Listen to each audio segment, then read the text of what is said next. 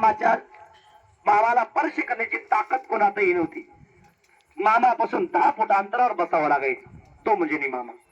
तर मंडळी खरेतर बाळूमामाच्या अंतरावर 10 फूट अंतरावर येऊन बसले, मामाला नमस्कार केला आणि मामानं सांगितलं, अरे जे घरानं माझ्याकडे घेऊन आला ना तुम्ही, जे घरानं जे संकट माझ्याकडे घेऊन आला तुम्ही, त्या संकटाचा तोड माझ्यापाशी आहे, नाही असं नाही, पण माझी एक आट आहे.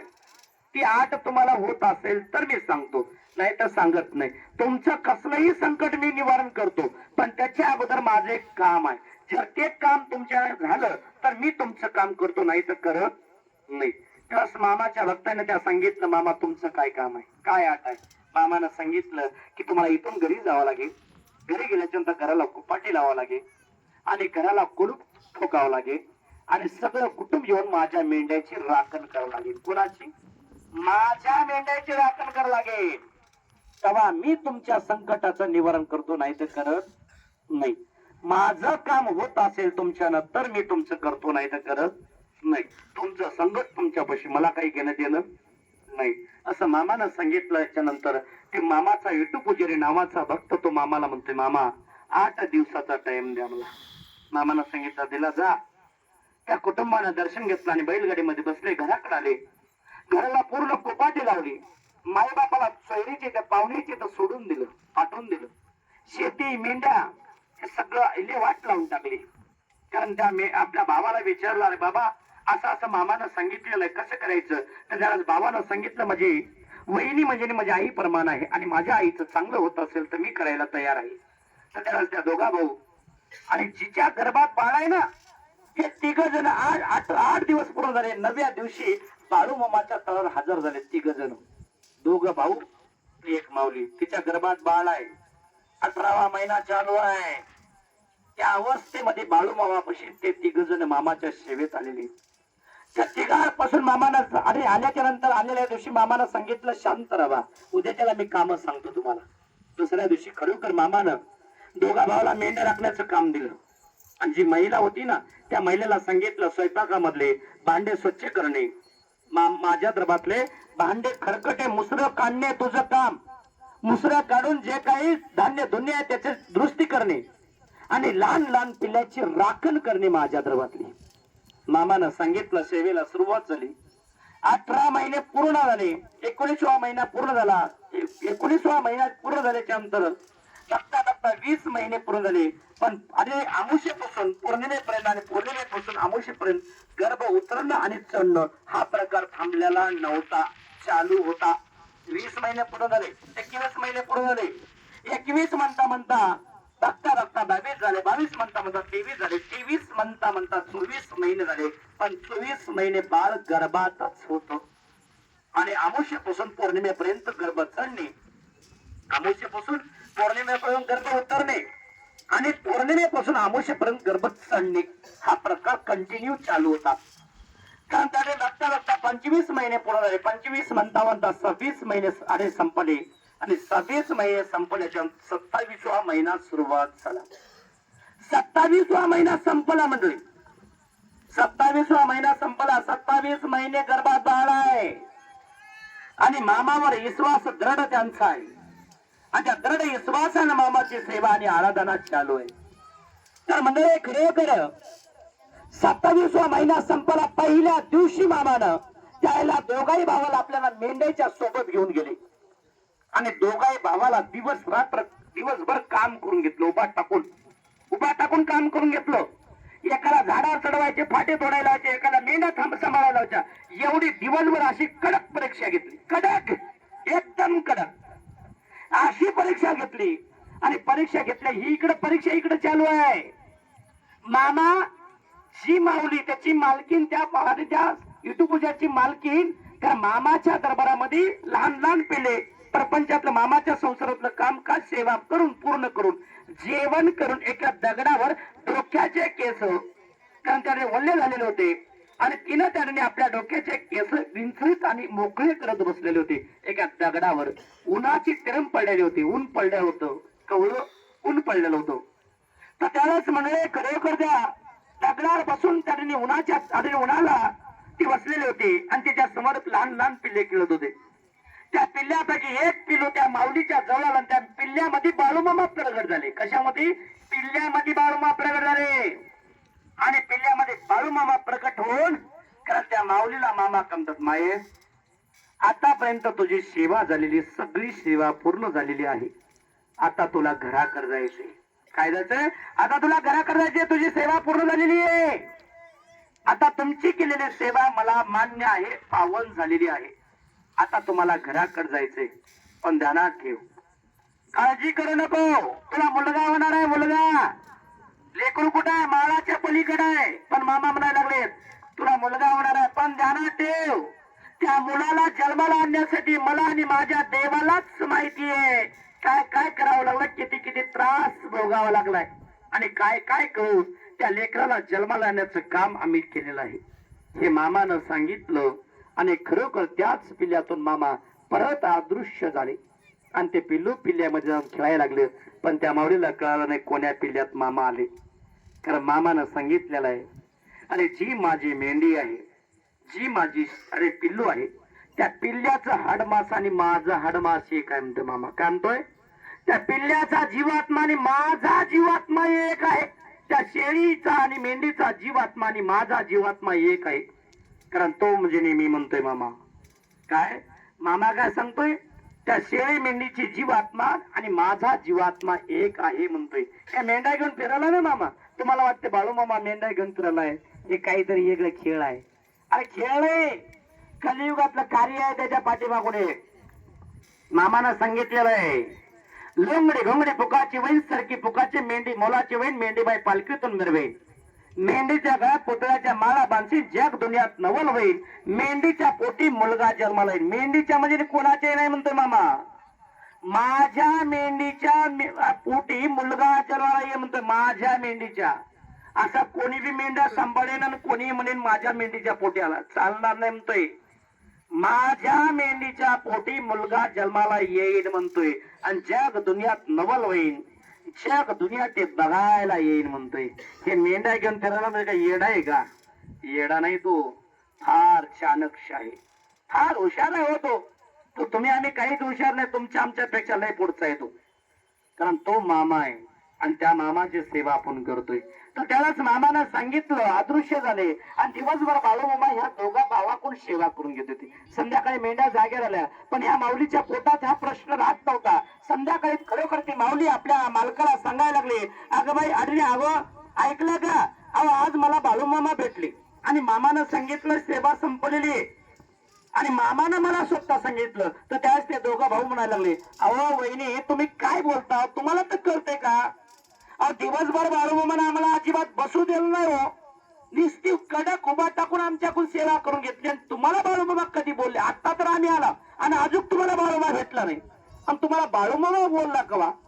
तर त्या माऊलीनं सांगितलं, मी एका दगडावर बसले होते आणि पिल्ल्याच्या माध्यमातून पिल्ल्यातून मामा प्रगट झाले आणि मामानं पिल्ल्याच्या माध्यमातून बोलायला सुरुवात केलं आणि सांगितलं की सेवा पूर्ण झालेली आहे आणि माझ्या पोटी मुलगा जन्माला येणार आहे आणि त्या मुलाला जन्माला आणण्यासाठी भरपूर कष्ट लागलेला आहे, हे सुद्धा मामानं सांगितलेलं आहे. म्हणून त्याच्यासाठी तुम्ही माझ्या शब्दावर विश्वास ठेवा. कारण त्या दोघाही भाऊ त्या माऊलीच्या शब्दावर विश्वास ठेवत नव्हते. त्यावेळेस मामा काय म्हणतात, सगळं कामकाज झालं आणि मामानं त्या तिघालाही बोलून घेतलं, सांगितलं अरे त्या माऊलीनं सांगितलेलं खरं आहे रे. उद्या त्याला तुमची सेवा संपायला लागलेली आहे. तुम्हाला आता उद्या घराकडे जायचंय. आज कामकाज करून घ्या. उद्या सकाळी लवकर उठा, सगळे काही कामकाज ओरका. मामा माझ्या मेंढ्याचं निवेदन करून घ्या. आरती झाली, प्रसाद झाला की तिघही तुम्ही मेंढ्या काढून द्या आणि नंतर माझ्याकडे या. मामानं सांगितलेल्या त्याला आनंद झाला आणि आनंदाच्या वरात त्यानं रातभर त्या ठिकाणी मामाचे सगळे मनापासून कामं केले. कारण झोप घेतली, सकाळच्या पर लवकर उठले, मामाच्या बकऱ्यांमधले सगळे कामकाज उरकले आणि त्याच्यानंतर मामानं कारण त्या सगळ्या आरती झाली, प्रसाद घेतला, सगळ्या मेंढ्या पुढे काढून दिल्या आणि त्या तिघालाही मामानं बोलून घेतलं आणि सांगितलं अरे मामा त्या अरे खरोखर. कारण मामा त्या माऊलीच्या मालकाला म्हणायला लागलेत, अरे अरे मामा त्या अरे खरोखर. त्या पूजाला मामा सांगायला लागले, अरे ज्या तुझ्या पोटी जन्माला येणारा मुलगा आहे ना, त्या मुलाला जन्माला आणण्यासाठी विठ्ठू पूजाला मामा म्हणायला लागले विठ्ठूला, ए विठ्ठू अरे तुझ्या पोटी जे मुलगा जन्माला येणार आहे ना, तो मुलगा आहे. पण ध्यानात ठेव, मी सांगतोय बघ, जरा ध्यानात ठेव. त्या मुलाला जन्माला आणण्यासाठी मला श्रीकृष्णाच्या हातातलं सुदर्शन चक्र मला सोडावं लागलं बघ. काय? त्या मुलाला जन्माला आणण्यासाठी मला सुदर्शन चक्र तुझ्या मालकिनीच्या गर्भात सोडावं लागलं. आणि त्या सुदर्शन चक्राचा काट त्या लेकराच्या डाव्या साईडच्या डाव्या कानाला लागलाय बघ. आणि त्याचा डावा कान कातरला गेलेला आहे. काळजी करू नका, बाकी काही झालेलं नाही. भिवू नकोस, मुलगा जन्माला येणार आहे. त्यावेळेस मामानं सांगितलं आणि खरोखर त्यांना आशीर्वाद म्हणून नारळ भंडारा दिला आणि वरून 150 रुपये दिला वाट खर्चा म्हणून. मामाला ते म्हणायला लागले, मामा आम्हाला पैसे नको आहे. अरे मी ठेव म्हणतोय ना, ठेवायचं काम कर. वरून मामाला 150 रुपये दिले आणि सांगितले, हे घे, हे 150 रुपये तुझ्या आता नवीन चालास, उद्याच्या तुझ्या इथं बाळात पण होणार आहे. हे 150 रुपये सुद्धा राहू दे तुझ्याजवळ, असं मामानं सांगितलं. आणि ते 150 रुपये असे 300 रुपये दिले. ते घराकडे गेले. घरचं सगळं कामकाज सुरळीत लावलं, घर स्वच्छ केलं. आणि दुसरा दिवस, 27 महिने संपलेले होते. दुसरा दिवस झाला, तिसरा दिवस चालू झाला. आणि तिसऱ्या दिवशी तिसरा दिवस उलंडला, चौथा दिवस उलंडला, 5वा दिवस उलंडला, 6वा दिवस उलंडला, 7वा दिवस उलंडला, 8वा दिवस उलंडला. 9व्या दिवसाचा सूर्य उगवला. आणि सूर्य उगवल्याबरोबर त्या माऊलीला बाळात पण झाली ती माऊली. आणि त्या माऊलीला खरोखर मुलगा जन्माला आला, मुलगा. आणि मुलगा जन्माला असा आला की सुंदर मुलगा जन्माला आला. 27 महिने 9 दिवसाला त्या श्री सद्गुरु संत बाळूमामानं त्या मुलाला जन्माला आणून दाखवलं. आणि ज्या जन्माला आल्याच्या दुसऱ्या दिवशी बघितलं तर त्याचा डावा कान डाव्या साईडचा कातरला गेला होता. तो म्हणजे नाही मामा, कारण नुसता मामा नाही, ज्या मामाचं आपण कार्य करतो ना, तो विराट आहे. त्याचं महत्व, त्याचं कार्य विराट आहे. आणि त्या भगवंताची सेवा करण्याचा भाग्य आपल्याला लागतो, हे आपण भाग्यवान समजून चालायचं. अरे जो बाळूमामाची सेवा करतो ना, जो मनापासून करतो, निस्वार्थाने करतो, त्याच्या घरामध्ये मामा काय सांगतो, अरे जो माझी निस्वार्थाने सेवा करतो ना, त्याच्या घरी मी डोक्यावरून पाणी भरतो म्हणतो, डोक्यावरून. कारण त्याला अजिबात त्याच्या जीवनामध्ये कधीच कमी पडू देत नाही म्हणतोय. पण ज्यानं निस्वार्थानं केलं त्याचा सांभाळ मी करतो. आणि ज्यानं माझी सेवा करत असताना आशा ठेवून सेवा करतो, त्याचं मी भलं कधीच करत नाही म्हणतोय. म्हणून त्याच्यासाठी माझी सेवा करा, निस्वार्थानं करा, विश्वासानं करा, तर मी तुम्हाला काहीतरी दिल्याशिवाय राहत नाही. तर त्यावेळेस म्हणाले मुलगा जन्माला आला. मुलगा जन्माला येऊन 6-7 दिवस झाले. 7व्या दिवशी मामा आपल्या मेंढ्या घेऊन त्या गावातून पुढच्या गावात जात होते. आणि मामा चौकटीवर उभा टाकून मामा काम त्या चौकटीच्या बाहेर.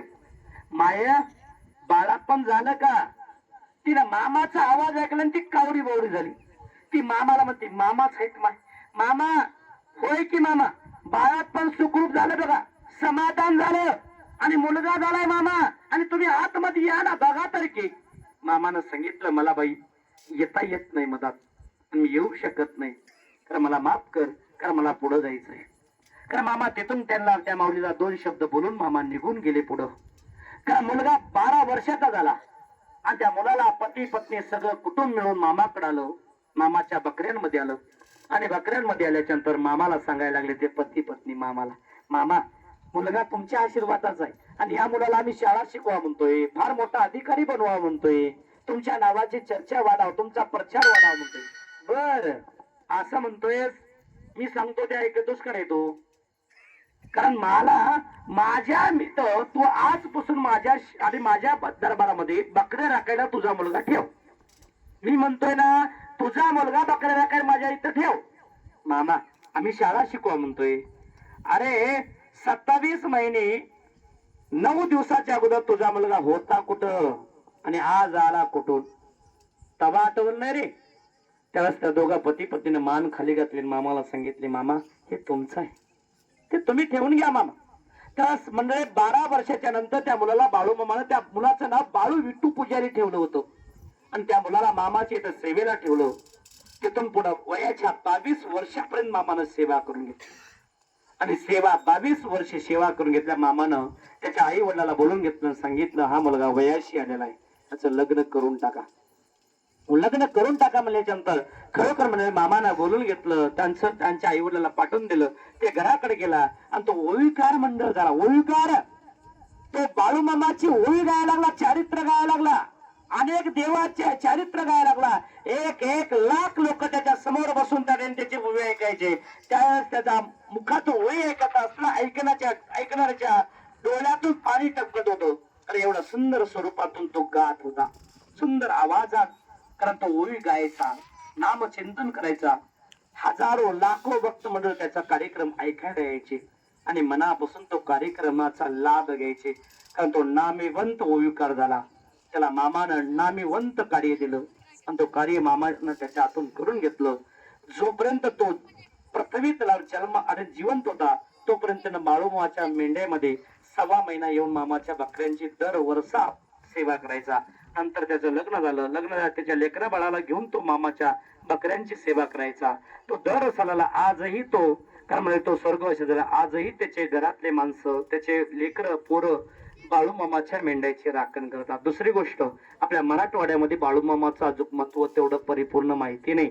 पश्चिम महाराष्ट्रामध्ये आपले परिपावणे असतात, त्याला विचारा बाळूमामा कोण आणि मामाचं कार्य कसं करावं लागतं ते सांगतात.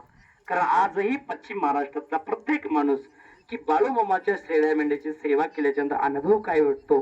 कारण त्याच्यासाठी हजारो कारण भक्त मंडळ बाळूमामाच्या शेळ्या मेंढ्यामध्ये सेवा करतात. जात पात धर्म हे आपल्या घरगुती गावच्या कार्यामध्ये, पण बाळूमामापाशी जात पात धर्म चालत नाही. कारण मामानं सांगितलेलं आहे, उच्च नीच भेदभाव विसर, मानवाची एकच पंगत कर, सत्यम शिवम सुंदर एकच झेंडा उभा कर.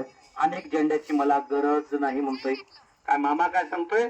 उच्च नीच भेदभाव विसर, मानवाची एकच पंगत कर, सत्यम शिवम सुंदर झेंडा एक उभा कर. अनेक झेंड्याची गरज नाही म्हणतोय तो म्हणजे नाही मामा. त्या मामाचं आपण कार्य करतोय. त्या मामाचं चारित्र्य किती जरी सांगितलं तरी संपणार नाही. कारण जोपर्यंत मामा आपल्या गावात आहे तोपर्यंत मामाची सेवा करा. ज्या माध्यमातून जमेल त्या माध्यमातून मामाच्या दरबारातली आरती, मामाच्या दरबारातली प्रसाद, मामाच्या दरबारात आपल्याला आपल्या हातून आरती व आपल्या माध्यमातून महाप्रसाद आपल्याला 4 लोकांना कसा देता येईल मामाच्या दरबारात, हा विचार करून सेवा करण्याचा प्रयत्न करा. हा परत भेटणार नाही, तुम्ही काळजी करू